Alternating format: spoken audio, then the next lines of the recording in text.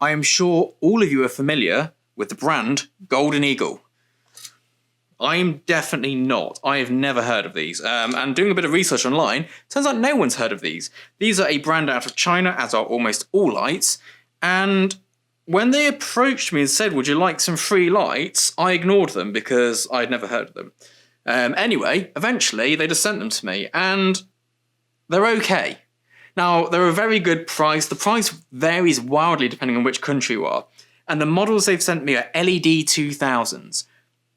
This is a no-frills beast of a light. It doesn't do anything fancy. We have power up and power down. Then it has the usual NAF special effects, TV, all that sort of stuff that I'm sure one day I'll use, but I've never had need for them yet. Now, this light is an absolute beast.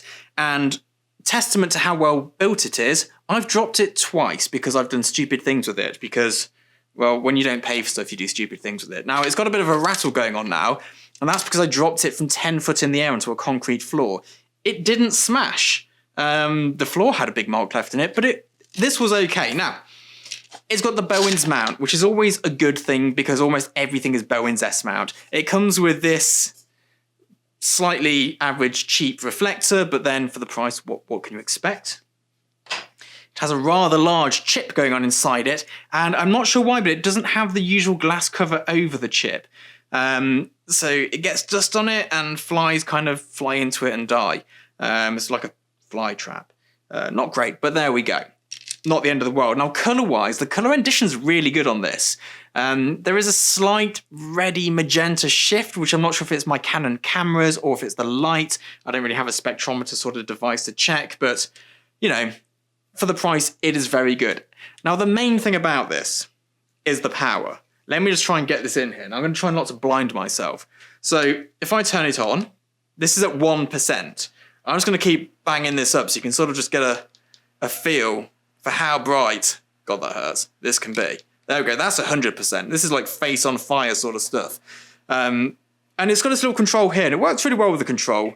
Just sort of go up and down on the power, and it does its job. And you can also turn it off, back on again, and it's good to go. Now, one of the big things that you should be aware of if buying this, if I just pop this up here, the fan is permanently on, and it's permanently on at full blast, whether it's on minimum power, maximum power, if it's been on for a day, if it's been on for 5 minutes, that fan is there. Now, if you've seen my usual YouTube set about it in the studio, you notice there's a big Broncolor hazy light with a fan going all the time. That fan is easily 10 times louder than this, and it doesn't really affect my audio for the sort of thing I'm doing. So let's talk about what this light is for and who it's for. If you're at home working in a small room, you will have very little use for this. It is big, it is heavy, it is cumbersome, and it's really powerful. You'll probably want something a lot smaller. However, if you need a light which is both okay for stills and video, and great for both of them, something of this sort of power will be good. If you can't afford the ARRI lights, the Kino Flows, the Aputure lights, this is a really good alternative. It is built to last. It is built like a tank, testament to me dropping it several times.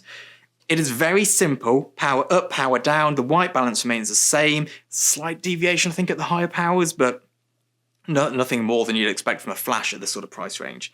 It is powerful enough that you can freeze action with the camera doing high shutter speed. You can use it with slow motion cameras as well because it does pack out that much power. It works great with all the modifiers. I left it on at 100% inside a softbox and nothing caught fire, which is always a good sign. And it's generally just a very well-built light. Now, I've never heard of the brand. I don't know if you've heard of them or not, or whether they're part of a bigger brand where they're just shipping out some own label stuff.